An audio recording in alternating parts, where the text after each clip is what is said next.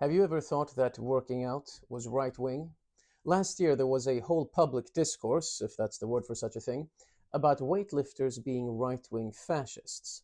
Now, as someone who is both a philosopher and a weight trainer myself, I took issue with this, of course, and after all of the serious and life and death material I've been working with lately, I thought that maybe it would be time for a more light-hearted philosophical topic.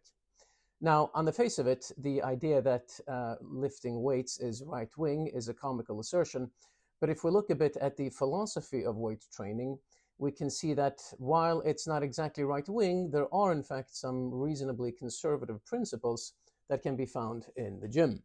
But first, let's travel back to ancient Greece. You knew I was going to say that, didn't you? Because they were the first to lift weights not simply for strength and status, but to train specifically for aesthetic muscle growth and for athletic prowess, even though, of course, their equipment was much more rudimentary than ours. They used, among other things, a type of carved stone as dumbbells called Halteres, and even today, the French word for dumbbells is halter. The Greek physician Galen also recommended the use of weights for physical fitness in his work on health, the Hygienon Logos. More generally, the Greeks did not merely consider athletic prowess and strength to be a thing of beauty, but they considered it virtuous, arguing that being fit and strong was a civic duty for a free citizen. A free man and a citizen, at least within a certain age range, is after all someone who should have the physical strength and stamina to fight for his country and for his family at any moment. In Xenophon's Memorabilia, for instance, Socrates remonstrates a young man for his poor physical condition, and he suggests that it is irresponsible to one's fellow citizens to be in such bad shape. Socrates goes on to say that it is a shame to grow old through negligence before seeing the sort of man one can become through bodily beauty and strength.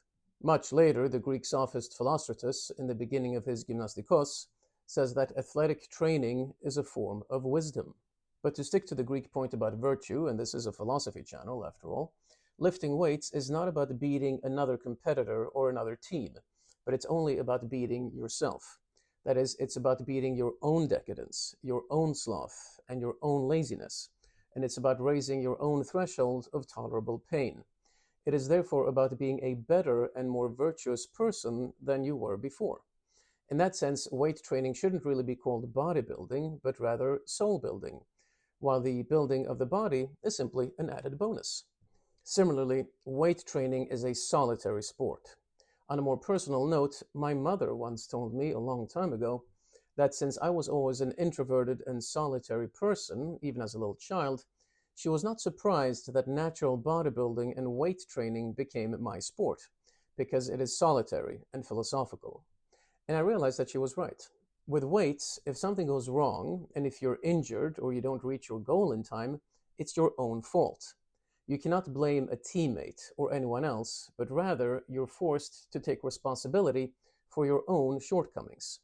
Weight training is a lonely pursuit during which you have to build and conjure up your own world in which anything becomes possible. But that also means that you're the master of that world and that you cannot blame the outside world or society or anyone else for that matter for anything that's bad inside of your world. Some people have training partners, of course, and I've had a few myself over the years, but ultimately everyone is responsible for him or herself. This also means that if there is a problem, you are the one who must solve it. It cannot be solved collectively by relying on others, but only individually, by you. And this type of attitude then transfers over into life in general. That doesn't mean, of course, that there are no problems in life that cannot be solved collectively. Obviously there are. But it means that you understand that the first question is always one that you ask yourself. What can I do to make this better? Not society, and most certainly not the state.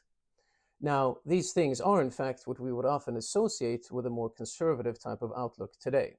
Although I know plenty of people in various gyms who are no right-wingers, they at least tend to share this particular moral and virtuous outlook to a considerable extent. And that pretty much sums it up. And now, time for some more reading, and then hitting the gym hard.